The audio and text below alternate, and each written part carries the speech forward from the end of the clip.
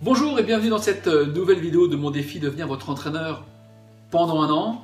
Bonjour à toutes celles et tous ceux qui nous rejoignent pour la première fois et qui rejoignent cette communauté des managers qui veulent devenir des leaders responsables et authentiques. Alors si vous nous rejoignez pour la première fois à cette séance d'entraînement, écoutez, vous pouvez en cliquant sur le lien ici, aller télécharger gratuitement le guide des 21 clés qui caractérisent leader pour vous-même mettre en place votre séance d'entraînement pour devenir un leader.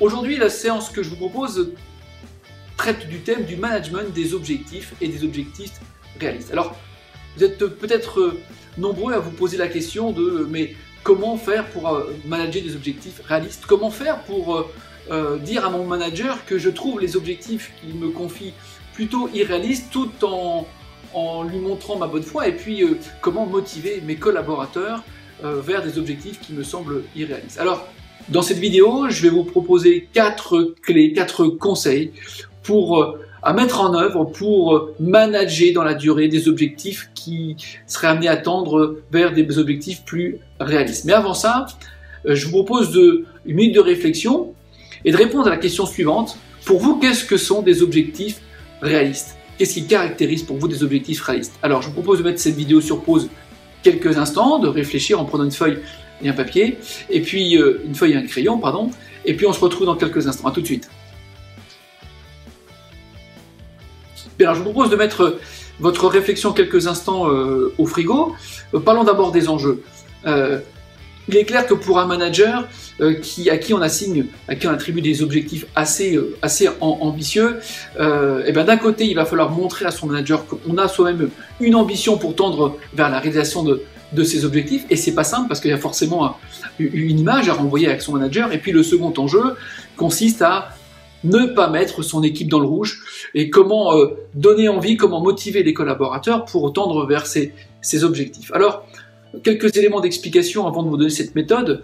La première, c'est qu'on n'a pas tous un même rapport à la performance, un même rapport à l'ambition des objectifs à atteindre. Alors, quand j'accompagne des collaborateurs et des managers en séminaire, je leur pose souvent ces questions. Qu'est-ce que pour vous la performance? Qu'est-ce que pour vous l'atteinte ou non des résultats? Et forcément, autour d'une table, il y a des avis très différents, et c'est ça qui est intéressant.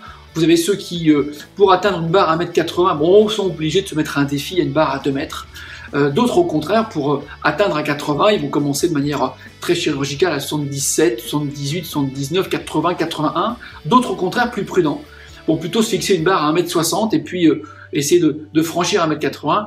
Et puis, toujours dans ce contexte de la performance, le rapport à l'affectif, le besoin d'être reconnu et aimé par les autres, la peur de ne pas perdre, la peur de perdre au contraire, la peur de mal faire. Et bref, dans tout ce contexte, forcément, qu'on soit un manager, qu'on ait des collaborateurs et qu'on ait soi-même son manager, on n'a pas tous le même rapport à la performance, le même rapport à la notion d'objectif, et c'est important de l'avoir en tête, justement pour ne pas mener les mauvais combats vis-à-vis de son supérieur hiérarchique, ou au contraire, vis-à-vis de ses équipes. Alors, quels sont les 4 conseils que je pourrais vous donner? Le premier conseil que je voudrais vous donner consiste à évaluer de manière lucide et réaliste le vrai potentiel de votre équipe. C'est-à-dire qu'avant d'aller voir son manager, est-ce que moi-même, vis-à-vis de mon équipe, je suis capable de porter un diagnostic? Est-ce qu'en termes de motivation, est-ce qu'en termes de confiance, est-ce qu'en termes de compétences, je sens mon équipe prête à relever ce nouveau défi que me propose l'entreprise? Le deuxième conseil, forcément, c'est de rencontrer son manager et de lui demander justement quel est son rapport à la performance et pourquoi cet objectif. De lui signifier votre ressenti sincère, si vous estimez que c'est un objectif très ambitieux, si vous le sentez plus ou moins réaliste, de ne pas tourner autour du pot et de le livrer, tout en étant curieux de lui montrer pourquoi le choix de cet objectif en particulier, et vous lui donner des raisons d'y croire, et puis le pourquoi. Quel sens votre manager met derrière cet objectif qu'il vous transmet. Alors si vous n'êtes toujours pas convaincu, vous pouvez adroitement le lui signifier, et puis peut-être dans un compte rendu d'entretien que vous auriez eu, écoutez, glisser le fait que vous estimez quand même que cet objectif est très ambitieux, voire un petit peu irréaliste.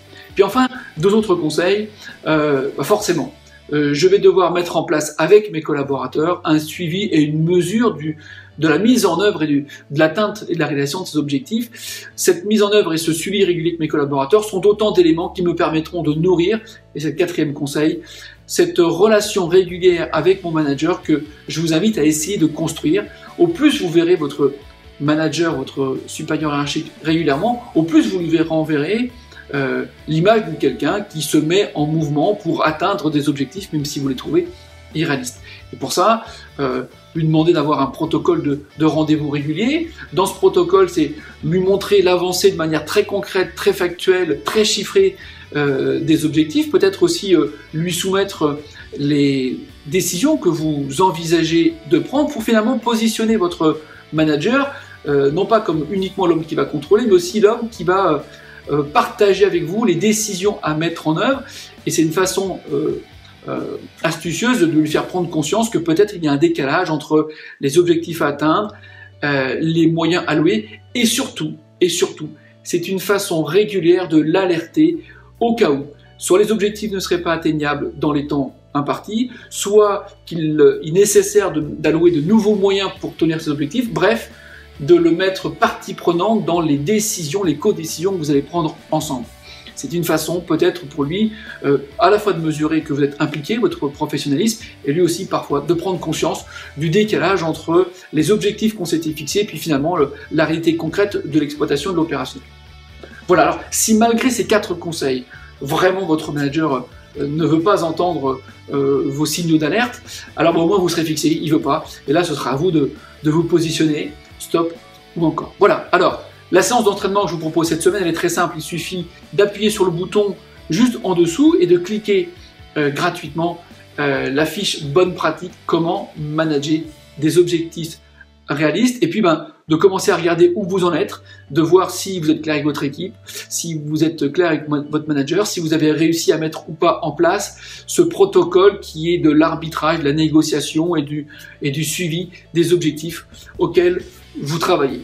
Voilà. Quant à moi, écoutez, je vous souhaite une bonne semaine, un bon entraînement. Vous savez que si cet article vous a plu, s'il vous plaît, partagez-le avec le plus grand nombre.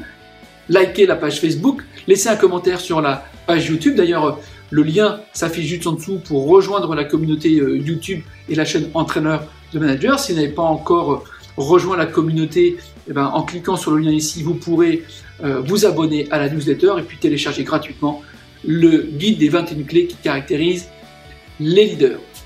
Bonne fin de semaine, bon entraînement, à très bientôt, au revoir.